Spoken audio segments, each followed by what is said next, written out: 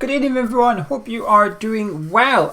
Here to talk about the latest rumours around the Premier League Project Restart in specific. And there's something that's just gone live just before I've gone live, which is very helpful. So thank you to the Times for holding that back. It's fitted in nicely. Once I find my little discussion, I'll be turning to the live chat. So if you've got any comments or questions, bang them in and let's discuss a few things. But first of all, I want to talk about, well, I did the video yesterday about how I don't think football should be played on neutral grounds, and immediately after I was finished or uploaded it, reports came out saying that they are going to be played at neutral grounds with no relegation. That's even crazier. I think playing at neutral grounds is already sort of crazy enough as it is, but then the latest reports were that the bottom six don't want to do it for obvious reasons, but they would if there was no relegation. So what's the point? Now they are really just playing for money. It's no longer about entertainment, is it? Because it would be like pre-season friendlies. The players don't want to be there. They're playing for nothing. The only people that are playing for something is the top of the Premier League. And even then, they're only playing for something for a certain period of time. Liverpool have got something to play for 2 games. Win a couple of games, they've won the title, then what? City are going to finish second. What's the point? No relegation. Now, I don't want to see football played at neutral venues, but I certainly don't want to see football forced going back with nothing to play for, essentially, because just really, what is the point in that? Now, the Times have just gone out tonight, 5 to 6. It's 6 o'clock I'm doing this now, and just 5:10 to 6 this went live, saying that the plan was to broadcast a lot of the games for free on YouTube. The BT and Sky's YouTube in particular, as well as Amazon getting a few, so then they can stream it that way. Some games will be free. Not all the games will be free to broadcast. 92 games, not all of them will be free, but some would. However, the broadcasters do not like the idea of no relegation for obvious reasons. And I'd like to think a lot of football fans would get why they don't want this, because they're paying big money, and they're paying big money for entertainment, for people to pay their subscription to tune in to watch live sport, to see competition, and no relegation removes a large part of that. So why would they want to broadcast that? Why would people want to pay subscription fees to tune in? They wouldn't. So why would BT and Sky want to pay for it? They wouldn't. Their package is already compromised here. Even when football gets going again, whenever that is, what they pay for, Sky and BT, the fans are a big part of that. The fans in attendance are a big part of what Sky and BT buy from the Premier League. It comes as a package. They're paying for the football, they're paying for all the access to the players and managers, but the fans in there creating an atmosphere is something that is part of the package. It's part of the appeal. So they've already lost that. That's gone.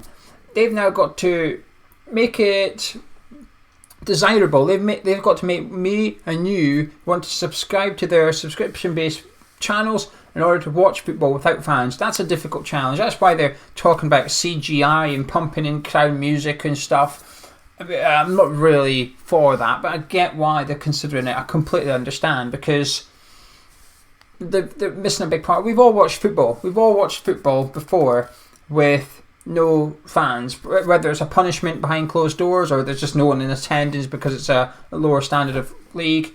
And it's just not the same, is it? We've seen Champions League games with usually punished due to racism and whatnot, but we've seen games in Italian football as well where there's no crowd, it's behind closed doors, and the feel is just, it's different. And this is Champions League football. This is the elite European competition. Even then, it feels a bit empty. Well, it is empty, the stadium, but even the game itself feels like there's nothing to play for. So to remove the threat of relegation is just wrong. What's the point of West Ham if there is no relegation and football gets underway? What's the point of West Ham turning up for 40 million? That's what we're turning up for, isn't it? It's not for points. It's not for player performance. It's not for entertainment for me or you. It's for the bank balance. And as a football club, I can understand why you're getting pressured into it, aren't you? As a football club, West Ham United in particular, and other clubs, if the only deal on table is neutral venues with no relegation, but you don't have to refund any broadcasters, you're going to have to play the games. You're being forced, because football is still a business. And the chairman and chairwoman of our football clubs have a responsibility to protect our football clubs, to stop them going into the ground, to keep them alive. And when money comes into the equation, they've almost got to do everything they can in order to keep the club alive. And that means going back. And that means taking whatever's on the table at the end of it. Now, they've got a big meeting on Friday. It might be Monday, a week today, but it looks like it's going to be Friday again. And they're going to have to decide. The Premier League have to make a decision as to what they're doing. And the first vote on the table is pretty straightforward. Are we resuming the Premier League at neutral venues? And it needs 14 teams. 14 clubs need to say yep. And if that happens, then we're going. And we're being told, the rumours are that there's 6 clubs planning on voting no, and it's the bottom 6. So all those bottom 6 need is one club to switch over to vote no, and all of a sudden the thing's in jeopardy. Then we just kick the can down the road a bit further. But I think time's running out. I don't think the Premier League can delay this any longer. I think they almost have a decision to be made. Wolves are going back to training now. West Ham and other clubs have had players going back on their own for an hour to do fitness work, or they can work with the ball if they want, but there's no one there to play with.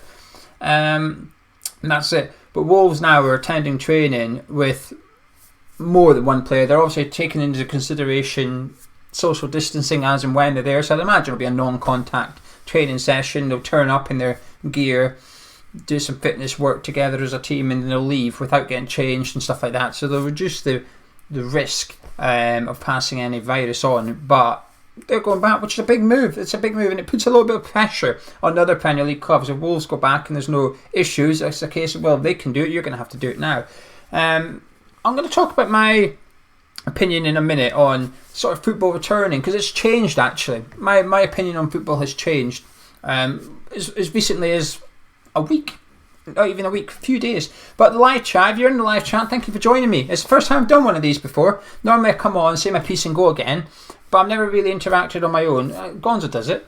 But I thought, why not? Because I've come up with a little new series that I was going to do when the football's back. And don't know when that's going to be. So this is almost like a trial. So if you've got any questions, any comments, put them in the live chat. I'll read them out once I'm finished. I've got one more bit to talk about first. And that is other fans. West Ham fans as well. But mainly fans of the non-bottom 6. So today I've been reading a lot of social media today when I was at work that, about how the bottom 6 were not happy about playing in neutral venues.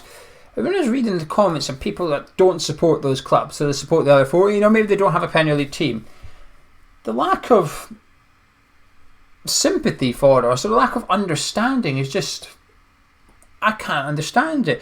If Liverpool, if the season got voided, I would completely understand why Liverpool fans were angry, why they were pissed off. I would get it. 100%. I would really think, wow, that is harsh on Liverpool.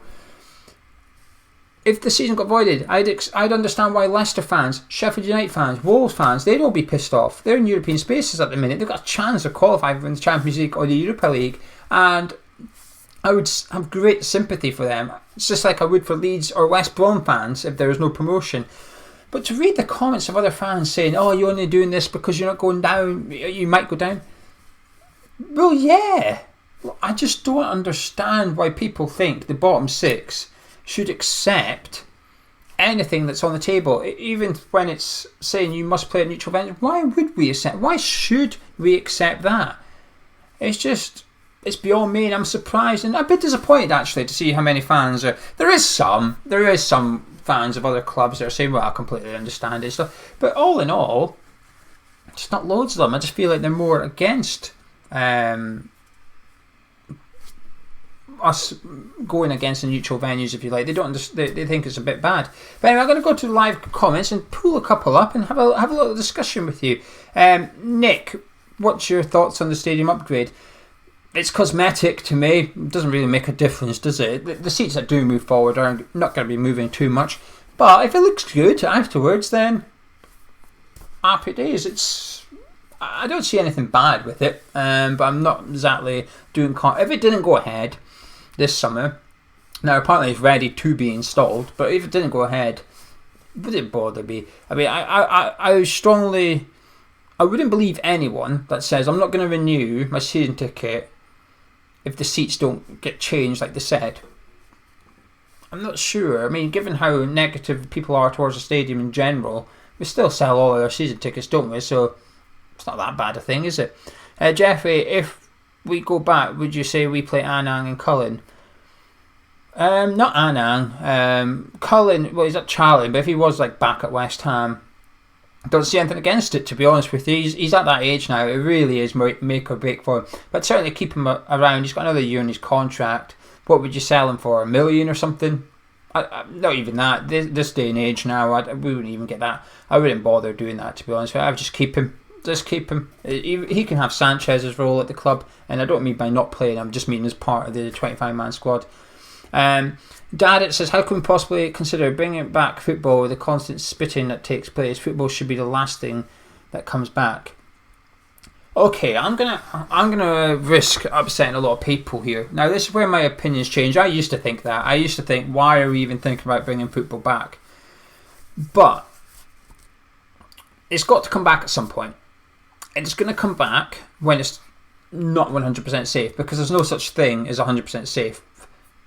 We don't know when there will be a vaccine. We don't know. We don't really know anything, do we?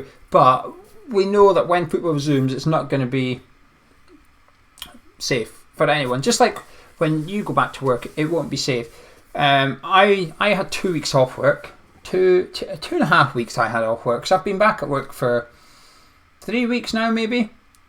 Now at work, social distancing is fine. Now this is probably where I'm getting my thoughts on the football, and that's a bit different. I'm not saying that this is the right answer. This is just my own personal opinion, that's all. So when I'm at work, social distancing is fine. But getting to and from work, no chance. It's impossible. I must pass about 30 to 50 people a day. That's within 2 meters radius of myself, and I'm within 2 meters of them. When I go to the shop, there's loads of people that I pass in the aisles and stuff, even though it's one way and stuff. You have to overtake going and such like.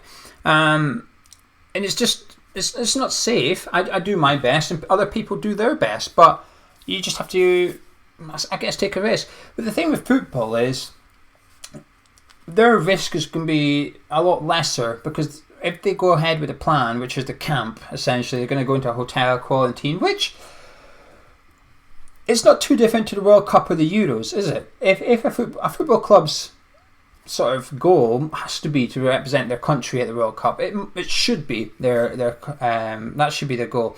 Now that happens, you have to go away for a month or 2 months, depending on how successful you are and how long you prepare for in your own country, playing a couple of friendlies before you go off to the tournament. So you could be away for your family for 6 weeks anyway. So the camp thing, well, it sounds bad taking people away from the family. And I'm aware there's a big difference here, and that is you're leaving your family when there's a big virus going on, whereas World Cup, that's not really the case. Well, it's never the case, is it? You go away and leave them be happily at home, and you go do your job, essentially, and return for them. So the camp thing's that. But once they're in this camp, they're sort of restricted. There's little, there's still a chance, but there's obviously minimal chance, as much as possible, for the infection to get in. Now, obviously, if you look at the Bundesliga, it just shows that it can't get in, even if you are in isolation and stuff. These players will be tested regularly, and their results are from kind of ready within 24 hours. So when you go out onto the football pitch, you all get tested on the Friday, and then on the Saturday you play football, and then on the Saturday morning you'll get your results, essentially. I mean, let's not start about if that's fair on the manager. No, it's not. But when you go onto that football pitch, you will know, or you'll have a very good idea, because they could have picked up after their test, but if they've been adhering to what they've been told, which is stay in your room and such like, they shouldn't have. When you go onto the pitch on the Saturday, you'll know that everyone else in your team is showing negative on the testing, and everyone in the opponent is showing negative in the testing. That creates a safer environment, in my opinion. But it's a bit easier for me, because I'm not going to be in it, am I?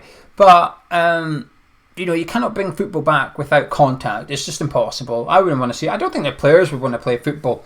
There's obviously issues when football does come back, which is what happens if one player gets it. One player. Then you're in trouble. We've just seen in Germany 2 players and staff members got it. And that, I think the staff member is believed to be a physio who was treating the two players as well as others, but they've tested negatively as well. So football's going to have to come back at some point. I think this is too soon. Today, too soon, because we're all in lockdown. But the point of lockdown is to sort of take the pressure off the NHS, to make sure that NHS is okay, that they don't get overwhelmed. And then eventually it's to ease restrictions. Now, that may be coming this weekend, it may not. We'll have to wait and see as to what the government say and what they suggest. But by the time the Premier League resumes, which is mid-June, July, we're going to be opening up bars and restaurants by then possibly, and I think the Premier League would almost have less risk than these public spaces by then, and these players will have access to all the best care in the world who aren't part of the NHS. The club employ them, pay them big money as well. It's a shambles. There's no right answer, is there? There's no right answer, and that's the worst thing. But we need football back. Not just football, everything needs to come back. We're never going to get normal back. That's just not going to happen. There's going to be compromises everywhere. Every single place is going to have compromise. But I find it hard to... Not hard, it's easy to sympathise with footballers and anyone. But there's people that's not had any lockdown. They've been working, whether it's in supermarkets, the postman, the milkman. They've been working in factories, getting in food processing warehouses and such like. They've been at risk every day. I mean, when I go to Tesco, I go to Tesco on a Saturday morning, the same time every morning. I do the shop and scan thing, beep beep beep, go around beeping my stuff and putting them in my bag, and it's the same girl, the same female that's on the shop and scan every week. She must pass hundreds of people. She must pass every single day she's at work. She's not got gloves or that on, but I just think, wow, that's someone that's at risk of getting this. And I wonder if she probably looks at footballers, and thinking, well, that's hardly risk, is it? You're in your own little bubble, your own little world for a long period, getting tested regularly. Then you're going out to play football with other people who've been tested and in such quarantine. But here I am, I go home at night, wake up next morning, come back and pass hundreds of different people who could be carrying something. I don't know. I touch loads of products every day. Don't know. Football needs to come back eventually, just not yet in my opinion. So yeah, I know that won't be too popular because a lot of people are intent on the games getting voided, and I was one of the ones in the camp avoiding it, just get rid of it, scrap it kind of thing. But we're seeing positivity in the world, if you like. The amount of testing the UK is doing, the numbers are coming down a little bit. We're still in a risk period, but I'm talking solely about football here because it's a football channel, and that is, it's getting safer, but it'll never be 100% safe, and we can't wait till it's 100% safe. Football's still businesses. That's why I've gone back to work after 2 weeks, because it's still a business. And my employer essentially said, you're required back at work, please. So I had to go back. What was my other option? And footballers will be the same. Eventually they're going to get told, you've got to come back now, because the money might be running out. There is that risk. They need to secure the cash flow, which is the TV money. It's a mess everywhere, from the start to the finish. Everywhere around the world is just a mess, and it's just crazy, really. But anyway, keep your comments and questions coming in. Risa saying Bundesliga set the precedent for football returning. They're already 2 weeks behind schedules, half-arsed attempts and half-arsed results. Yeah, I've seen that. I think they've got a meeting 2 days. Wednesday, I think they've got their next meeting to decide if it's coming back the following weekend, the 16th or possibly the 23rd. They're still insisting on getting the season back in German football. It's just that these Cologne players and the figures of the country has postponed it a little bit. But there's a lot of horse racing. I see horse racing starting to... It's not back yet, but in Germany and in France, they've got plans for horse racing coming in. But I think I've seen an article today. There's that mysterious Premier League guy that spoke about the money a couple of weeks ago. He's back, and it was about returning, and he thinks the crowds will be back in September. But he was basically saying he's 2 weeks. He reckons him and the rest of his teammates, this anonymous Premier League footballer, they're 2 weeks away from sort of being footballer fit. They're fit, but footballer fit. They need 2 weeks training, so they need a 2 week pre-season essentially to get going again. But Friday is when we will see the real decision made by the Premier League, I think. Chris is saying he works in the drinks trade. It is likely that cafes and restaurants will open first with social distancing in place. Bars, maybe not in time for Christmas, is the word on the street. Ben, what's going on with the Scottish Premier League? They've got a vote coming up, but it looks like it's going to be scrapped or finished as it is today. The league today is going to stand, and that's going to be the thing. But the Scottish League up here at the minute is just chaos everywhere. There's accusations of bungs going everywhere. But I know they were voting as to what to do, and I think the league will stand as it is. I think Celtic will be the champions, but every club votes on it basically. Jeffrey says he's a teacher in the US. He spent every day from 9 to 11 loading the buses at the school full of food to deliver to the kids. There's about 30 people in their cafeteria team doing this every day. Fantastic, Jeffrey. That's really good of you, and the rest of your teachers. Unsung heroes, if you like. Rebecca says, what's the deal with Championship? Will they basically follow the lead of the Premier League? I think so. I think all the lower clubs are waiting. It's basically Big Brother. The Premier League's Big Brother, isn't it? So all the smaller brothers in the family are looking, saying, what are you going to do? Because I think... Right, this is going to sound... This is hard to explain. I think they almost need the Premier League to finish. I don't think they'll finish. I think the Championship, League 1 and League 2, I can't see their games finishing at all. Because they don't have the funds that the Premier League can. The Premier League are able to chuck money at this. The Premier League are able to afford each team to go into a hotel for 4 weeks before they even kick a ball. For each team to, and the coaches, the managers, then you've got all your broadcasters, the VAR, Hawkeye, so on and so forth. You've got all these people. The Premier League can afford it. League 2 clubs can't afford this. League 2 clubs cannot afford to put their whole team and managers and all that into a hotel for 4, 5, 6, 7, 8 weeks. It's just impossible for them. So I think they need the Premier League to finish, though, for money.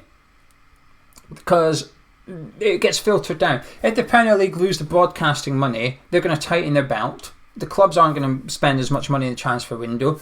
But also when the EFL need... I don't want to say bailed out by the Premier League, but essentially bailed out. We've already given them an advance of, what was it, £125 million possibly?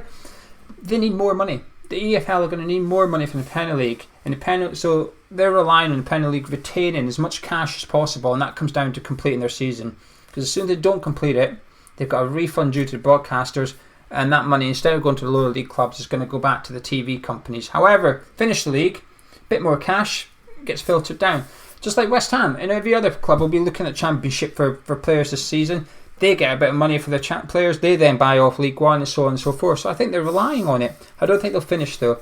And then they've got an issue of what to do. If the Premier League does finish and 3 teams get relegated, they've got to decide who gets promoted. That's not going to be... I think it'll be Leeds, West Brom. I actually think they might do 3 playoff games. I think third might play 6 once, fourth will play 5th once, and the 2 winners will play each other for a playoff final essentially. Forever blowing bubbles, what is going to happen to the FA Cup and the remaining Champions League game? I think they're going to be scrapped, mate. I'll be very surprised if they're not scrapped. The Premier League finishing the season 92 games, they're clinging on by their fingernails, their fingertips here. They're clinging on by their fingertips. Even that's not like 100%. Gary Page, will you do some live watch-alongs if it kicks off? Yes, mate. If the Premier League's back, if the Premier League comes back, when it comes back, we'll definitely do live watch-alongs. Woody Allen, he's donating $9.99. Alan, thank you very much. That's some biscuits. Says, sorry I couldn't watch your 1000th video. As you know, I never miss one. Thanks for keeping us all entertained, especially with all this going on. Hopefully see you on the boats again soon. Yeah, 100%. Thank you. We really appreciate that. The 1000th video was a big motivation morale boost for myself and Gonzo and even Charlie, actually. Although Charlie wasn't in it, he watched it and stuff. Because we're trying to do 1 video a day on each channel. It doesn't always work on this one. Sometimes I don't have anything to talk about, so I just don't do a video. Gonzo always finds something to talk about on another one. But FIFA and such like have filled the gaps, because we've just tried to keep the content going so people have got something to watch. Because I feel like I've completed Netflix, I don't really have anything to watch, and it's a bit... That's why I'm doing this video, actually. I've got nothing to do tonight. Come home from work, I thought, what am I doing this evening? I thought I've not really got anything to do, so I thought I'll do a little video, do a little Gonzo style video. Hairy Plums, I like that name. Hairy Plums, no relegation, no competitiveness, no promotion. Lots of arguments to be had, whichever way it goes. I completely agree. There's no answer that's going to suit everybody in this. None. Charlie, do you think we could potentially see some form of protest from players or staff being forced to work? Yes. And this is the fear. There's a lot of players. There's some players in their home countries at the minute. I'd be surprised they want to come back.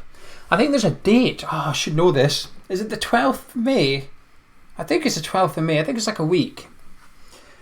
The players, the Premier League have apparently been given a date for getting all their players back into the country and getting ready to train again, because the Premier League will kick off. That's the plan. The Premier League will kick off on the 9th of June. So I can easily see some players not coming back, and then that opens another can of worms. What are you going to do? What are you going to do? It depends what player, and this is harsh, but it does depend what player. If Carlos Sanchez says, I'm not coming back, West Ham are probably going to say, alright, okay. West Ham might kick off a fuss. The Premier League will probably turn around and say, look, looking at his appearances, he's been playing for the 23s, you don't have a case here. But if Jack Grealish turned around and said, I ain't coming back, you can't ask Villa. Villa cannot play their games. I would not be surprised. This is just, I'm not seeing this anywhere. This is a geo-random prediction. Welcome to my show where I make random predictions.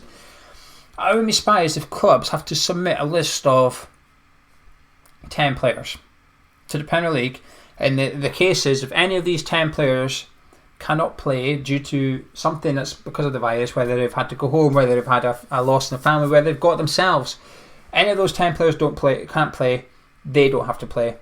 But any of the other players that's not on that list cannot play. It's a case of, well, you're just going to pull someone else in from your squad. That's why you have a squad of 25. And I think it'll almost get chalked up as the equivalent of a hamstring injury. It's not right. I don't say that that's right or what they should do, but I've just got a funny feeling, because this is something that's going to be a commonly asked question when they do these calls. The call on Friday lasted 3.5 hours. That's a lot of stuff they've discussed. A lot. Stifler's asking how to buy a mug. Not yet. The problem is, Stifler, is because I've got a few left, not loads. I've like 3 or something, but I can't get to the post office. My post office is open 6 hours a week at the minute. That's it. 2 hours a day on a Monday, Tuesday, and Friday, and I'm at work. I'm having to take time off tomorrow to go to the post office because we sold polo shirts, and we've had hassle with these polo shirts. I've now got them all done. They're ready to go. But they're only open 2 hours, 3 days a week. I feel bad going in as well because it's essential posting only. Jeffrey, could we do prospect spotlights on non-West Ham wonder kids who people may not know about?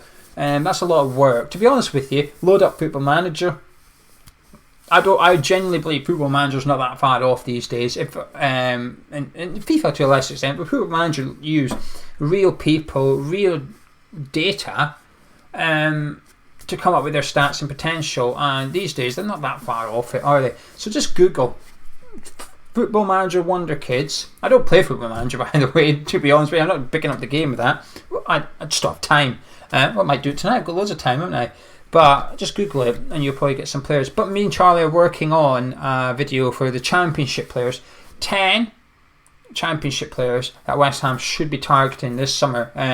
We're working on it literally right now. I'm not, obviously, but tonight I will be. Robert, will the foreign players be able to make it back? Yeah, they will. I've seen a complaint today that a flight from Belfast came into London, so there's still flights going on, just not as many. Doug, are we doing a transfer targets one? Yeah, Championship one coming up. Friday? Charlie's in the live chat. Charlie, when do you think it'll be ready? Maybe Friday? Maybe. Hopefully it'll be good. Nick, do you see Alexander Silva making it in to the first team? No, I don't see him. I don't think he will. Forever Blown Bubbles, if you was on a Premier League conference call, what would you ask and want? Ooh, I tell you something someone did ask, and the answer was not clear. Someone asked a chairman that was on the call. A player had asked that chairman if, basically, am I and my family covered under insurance with this virus? That player gets seriously ill or even dies because of the virus. is the insurance covering? Does his family get a monster payout? And the chairman didn't have an answer, so the chairman brought it up in the call with all the other Premier League clubs. Apparently no one knew the answer. But do you know what I find strange? Wimbledon, I find this strange. I noticed Wimbledon paid, about 7 years ago, Wimbledon decided to pay £2 million a year in insurance to cover against a global pandemic. I mean, it sounds crazy, doesn't it? I mean, they've only just started. 7 years is very recent for an annual tournament. So anyway, they've forked out 14 million in the last 7 years to cover their tournament against a global pandemic. And this year they're getting a £140 million payout. Why is the Premier League not covered? If the Premier League had this insurance, it would obviously cost them a lot more because of the financial liability. I don't know, 30 million a year maybe the Premier League would be paying out, but it's 1.5 million a club. All this would be sorted. This problem we have now wouldn't exist. The reason we have a problem now is because of money. It's financially driven. Yes, there's the sporting integrity, relegation, letting people get promoted, winning the title and stuff, but it's mainly about money. If money wasn't an issue, I've got a feeling it would get decided pretty quickly what was going to happen. If we had the relevant insurance, a bit like what Wimbledon have, I don't think we'd be doing this video, and I think it would have been decided a long time ago. It was a case of, oh well, global pandemic, we'll have the payout and stuff. Happy days. Gary, why don't you do a Zoom with lots of you on here? We might do. That's a good idea, actually. I might try and get a load of people, a lot of Hammers Chat people involved and see what we can do. But anyway, I'm going to start wrapping this up. I only wanted to do half an hour. I just want to say a massive thank you to everyone that's joined me. It's my first time I've been doing this. I've been a little bit, I'm not nervous because I'm used to doing these with Gonzo. I don't have my psychic to chat with. But talking's never an issue. I've always got loads of stuff to say, and usually it's a bit unpopular. But like I said about the football coming back thing, hopefully it sort of made sense. I'm not saying they come back tomorrow, but just when they do come back, their conditions are going to be a lot more favourable than they are for me, you, and most of the people in the country, because we're all going to have to go back to work if we aren't already. A lot of us are back at work, and a lot of people didn't even get time off. They're at a bigger risk. They're not getting. They don't have the access as to what Premier League clubs are going to do. But then again, we're not worth millions of pounds, are we? This is the reality. It's the world we live in.